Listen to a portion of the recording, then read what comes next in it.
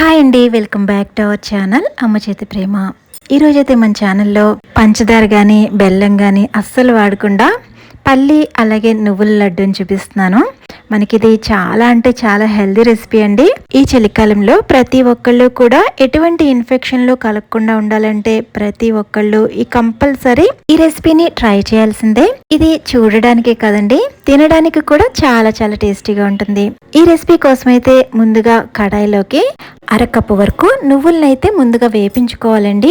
ఫ్లేమ్ని లోలో ఉంచుకుని ఈ నువ్వులు కొంచెం చిటపటం అనేంత వరకు కూడా వేపించుకోవాలి. మన అందరికీ ఆల్రెడీ తెలుసు, నువ్వుల్లో చాలా చాలా హై రిచ్ కాల్షియం అనేది ఉంటుందని.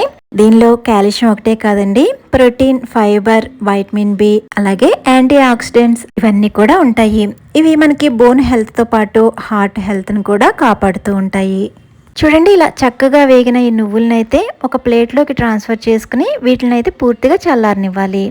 ఇప్పుడు ఇదే కడాయిలోకి 1 కప్పు వరకు పల్లీలను తీసుకుంటున్నాను. ఈ పల్లీల ప్లేస్లో జీడిపప్పు, బాదం అలాగే మనకి నచ్చిన డ్రై ఫ్రూట్స్ ఏవైనా సరే యాడ్ చేసుకోవచ్చండి. ఇప్పుడు ఇలా వేసుకున్న ఈ 1 కప్పు పల్లీలని ఇలా లో ఫ్లేమ్లో దోరగా వేపించుకోవాలి.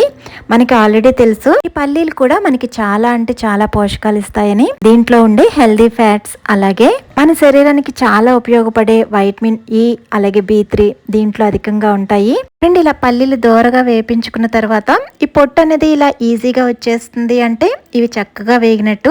ఇప్పుడైతే స్టవ్ ఆఫ్ చేసేసి వీటిని కూడా ఒక ప్లేట్లో వేసుకుని చల్లారనివ్వాలి.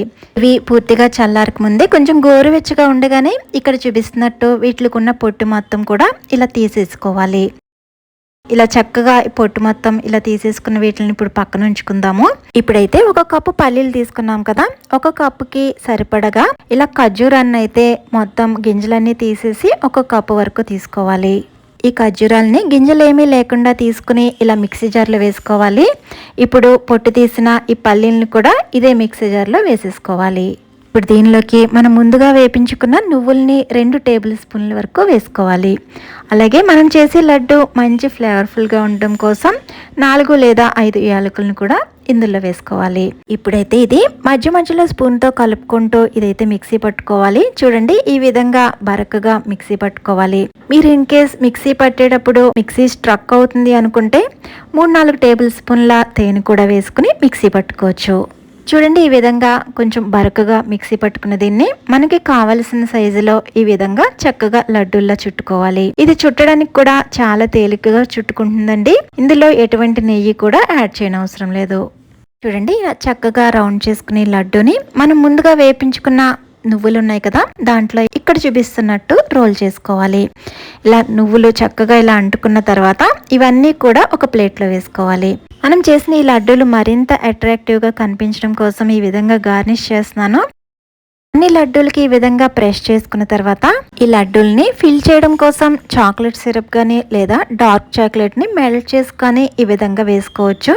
ఇవన్నీ కూడా ఇలా చక్కగా ఫిల్ చేసుకున్న తర్వాత పైన గార్నిషింగ్ కోసం పిస్తా కానీ మనకి నచ్చిన ఏదో ఒక డ్రై ఫ్రూట్స్తో గార్నిష్ చేసుకోవచ్చు. చూస్తుంటేనే చాలా చాలా యమ్మీగా ఉన్నాయి కదా. మరి ఈ వీడియో నచ్చితే లైక్ చేసి సబ్స్క్రైబ్ చేసుకోండి. Thank you.